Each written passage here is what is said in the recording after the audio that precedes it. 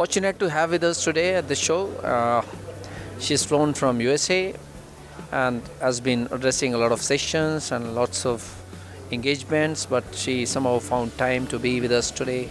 And I'm going to ask her a few questions which are going to throw light on her perspective about the country, and obviously there has been few new development which we'll talk about. Welcome, Julia Smith. First of all, welcome you in our country. How's been the experience? Oh, it's been wonderful. It's exceeded all of my expectations. The people have been wonderful. We've seen a lot of great things, and it's really been a wonderful week. Great. So people are wonderful. That's one thing which is, very common amongst all the foreigners when they come to India. And this is indeed pleasure for us too, because we are here to welcome you. Julia, yesterday there was an announcement from the board of directors of IAEE that there will be a chapter exclusively meant for India as a country. What is your view on this, and how has been this planned, and what is the reason behind this chapter in the country now?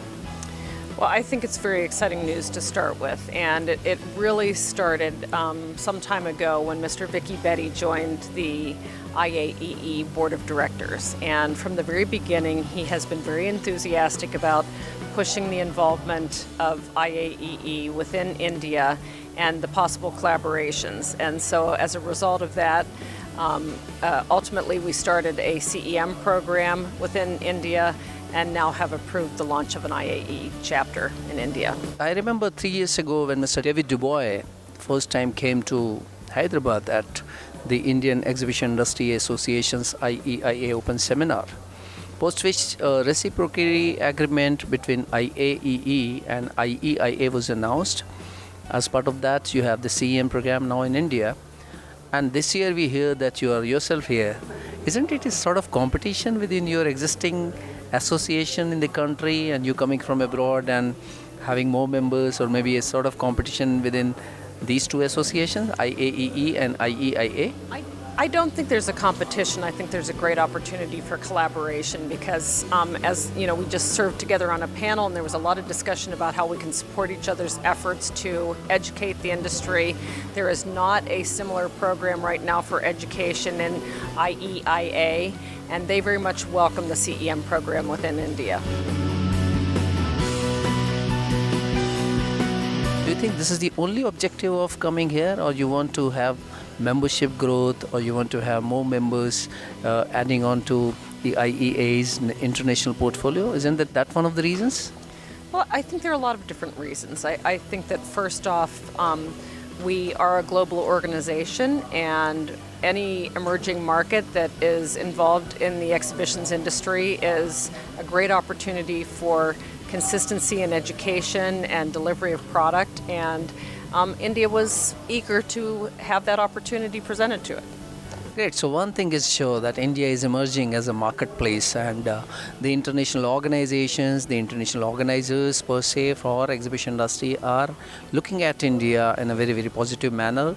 Since the infrastructure is also now not a very big problem here, we have number of venues coming up. We have extensions of venues such as IEML, BIEC, Pragati Maidan, and so on and so forth. So the number of exhibitions will definitely increase. So will be the number of organizers coming from abroad to organize their exhibitions in India. Julia, I think you have been also part of various other boards of associations in past other than IEIA. Can you share a little bit experience of yours from the international perspective as to how India is seen in the international market?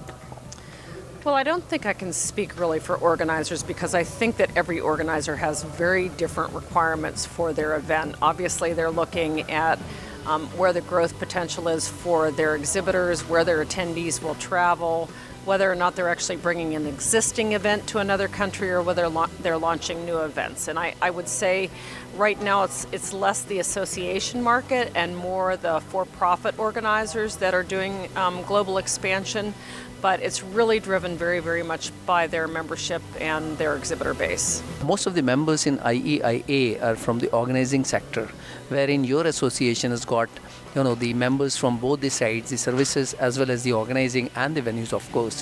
What is the difference between these two kind of associations and the objectives? Well, I can't speak for IEIA, but within IAEE, it became clear through the years that the supplier family was a critical part of the success of every event. And so rather than just having organizers, the suppliers became a very important part of the organization as well. And also we started looking at the types of events that our organizers were producing, and many of them were becoming very much hybrid events, and not just a straight exhibition, but perhaps it had other elements to it. So a few years ago, a conscious decision was made to change the name of the organization to reflect the fact that our organizers were producing not just what would be considered a traditional exhibition, but also many of them were in what's really the events market. Great. So at least the similarity between these two, IAIE and IEIA, looks like brothers. I don't know whether they are real brothers or step brothers, but at least the brotherhood shows from both the abbreviations. Coming next, Julia, is your experience in a country like India, and what's your plan of action now after the chapter is activated in the country? Well, I think first off, the local chapter has to select its board of directors and put their own plan in place for going forward. I know certainly continuing the CEM program is going to be a very significant part of that. There's been a lot of excitement about the CEMs who graduated, a lot of excitement about planning future classes here, and we look forward to continuing to build the momentum of the CEM program. Great. The CEM program is absolutely very, very good, and I had personal interactions with a lot of graduates yesterday, and they were very excited about this program, and they have really learned a lot, because in a country like India, where the exhibition industry is booming at a percentage of more than 15, and also having so many exhibitions in a year, that's more than 3,500 as per the recent survey conducted by Tradefair Times. The training becomes a very, very essential part of the industry, and I'm sure that with the involvement of CEM from the IEIA, this problem will surely be addressed by the association. What was the last membership base when you decided to open the chapter? I honestly can't tell you. I don't know. How many members you already have existingly available in the country? Within India, boy, that number has changed in the last few days, and I can't give you the accurate number right now. So I would have to check with the membership department to tell you exactly how many members are currently in India. Is there any specific target that you set for the year one for the membership? That's not my department. So no, I don't think there's a target. I think a lot of this is being driven by the local membership themselves and the local industry, and we're very optimistic.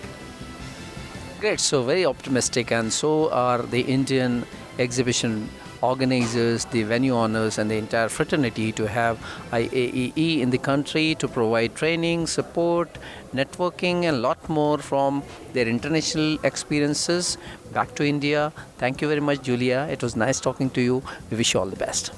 Thank you very much.